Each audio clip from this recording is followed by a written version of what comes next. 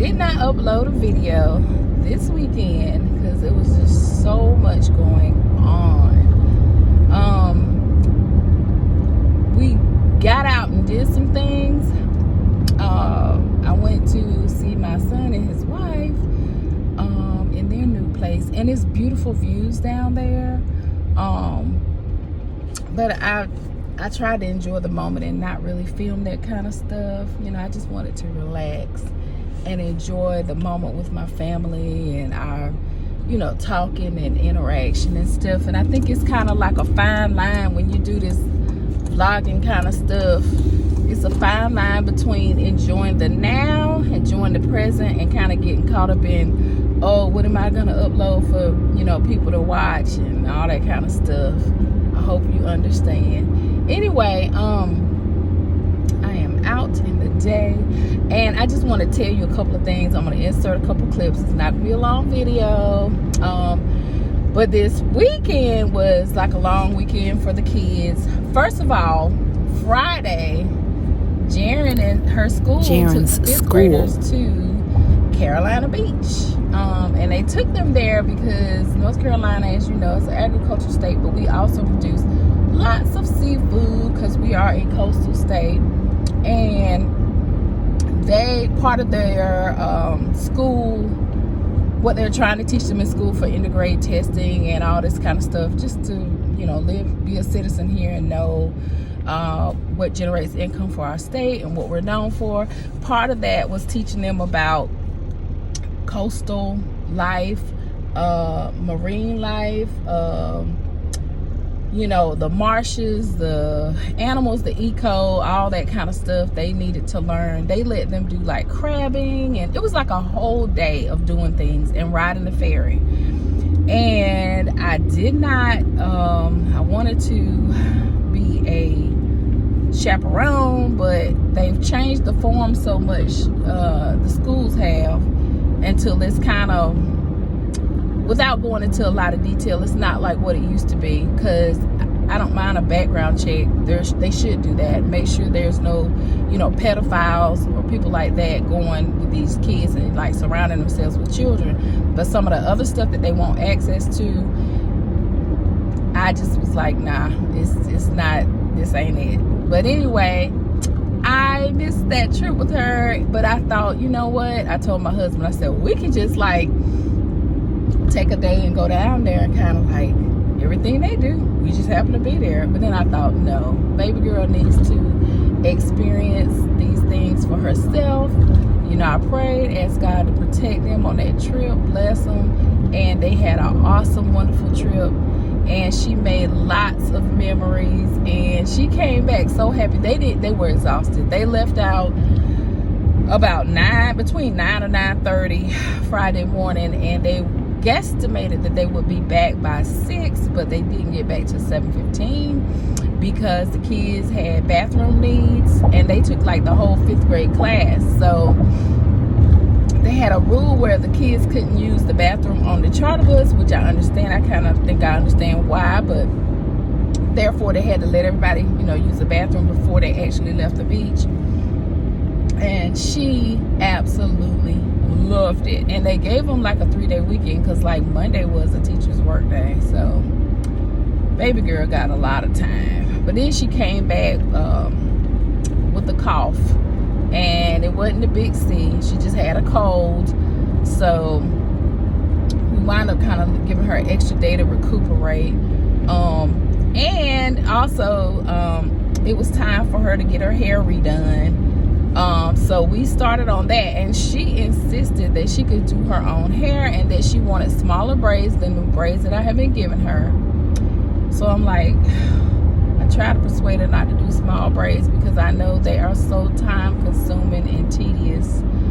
But I went ahead, I got the braiding hair, and she wanted beads as well. So I wound up getting the beads and the bead feeder and all the materials that she would need, and she got started. And I knew she would get tired because her little hands and little arms, you know how that is. One time she was helping me do my hair and she got tired, and I learned, you know, like she's still too small. You know, even if you give her breaks, her little body can't, you know, sustain but so much. So she did, seriously, y'all, Jaren did about 90% of her hair, and I did the other 10. And, you know, she looks up to Big Sis. Big Sis is a braider, a professional braider.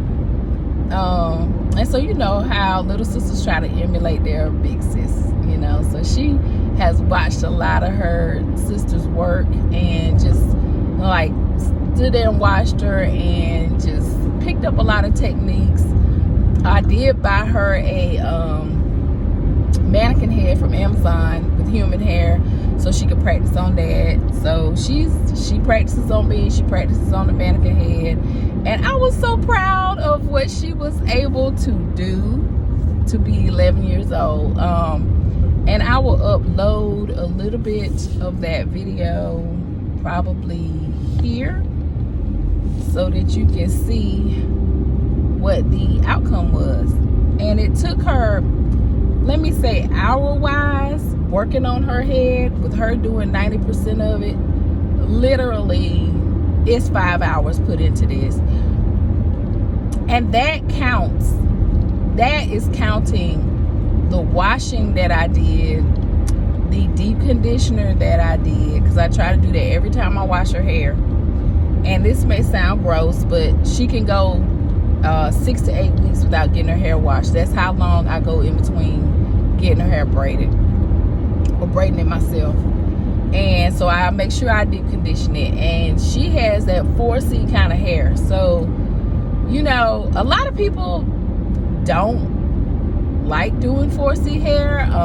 So I try to seek out people who will be positive, because it's not a good thing for people, especially when it comes to our people, black people, you know, to be so vocal about not liking 4C hair. That is the hair that you were created with. And I find that most people who are so vocal about it don't have 4C hair. You know, they may have the 3B, 3C, 4A type of hair, and their hair is a little bit easier to do. It's a lot easier to do. So the empathy and sympathy they have for people, well, I should say empathy and sympathy. The empathy, not sympathy. Sympathy is a wrong word. X that out, redact that, okay? The empathy they have towards people who have a coarser grade of hair is very small, I find. And I think that is a shame, because all of our hair would be 4C if we, well, I shouldn't say it would be 4C if there was no other, you know, things in our bloodlines. But because I shouldn't say that, because black hair comes in all textures. Because you got the Aborigines, I consider them black people, and their hair is straight. They got like hair just as straight as a white person. We have you know, people, it's just like hair color too. Some people think, you know, black people don't grow blonde hair. Well, you can look online and you can see there are Africans with blonde hair and blue eyes. And no, it's not because they have Caucasian blood in them. It's just, that's the way, that's their genetics. That's the way it is. But anyway, y'all, I was so excited about her hair, how it came out. And she was so happy when she went to school today. And I will insert a clip. Well, no, because I think my husband was in that clip. I filmed her before she left out to go to school. And she was so proud of herself. She looked so cute. She looked so cute with her hairdo. And she's so proud of herself. And it's getting better. It's getting better. And that's the goal, is to get independent with doing hair. I mean, to me, I have been going and getting my hair, you know, silk pressed for the last 2 months. I've been sharing that with y'all. I have an awesome beautician. I just crazy about her. She is so sweet, nice. She's a middle-aged lady. She's a Christian woman. I don't have to worry about going in there and hearing, you know, a bunch of blasting rap music. She keeps the TV on in the background, turned down real low. The conversation is pleasant. As a matter of fact, she's just got a quiet, sweet spirit. I love Miss Cynthia is her name. And, you know, I wish that I could continue to get my hair silk press, but I realized that this had to be the last month because it's getting so hot outside. As you can see, I got on short sleeve today. I got a jacket with me, but it's too hot to keep my hair in this the way it is right now. And I got a pony, and I actually had to, this is the first time I actually had to use heat in between going to her visits. And it was my fault because I went to bed for 2 nights without wrapping my, like putting my hair up and tying it up. And I sweat at night. I think I told y'all that. I sweat, and so I sweated out the back part of my head. So I had to take my little, I ordered a brush. No, I didn't. I didn't order it. I went and I found it. I looked on Amazon to order a heat brush, heat styling brush. But I wound up finding one in a beauty supply store, and I will try to insert it here to show you what kind it is. And that thing is the truth, okay? We had to use that when I was doing Jaren's hair to straighten it out. And I knew that from my older daughter when she used to braid Jaren's hair. She used to always use like a, Jaren hated it because everything is painful for her because she is very tender-headed. I am too.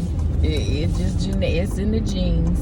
And it's terrible when you're tender-headed with 4C hair, but that's what's up. So we had to use that in between, you know, doing the sections to braid her hair, but it all worked out.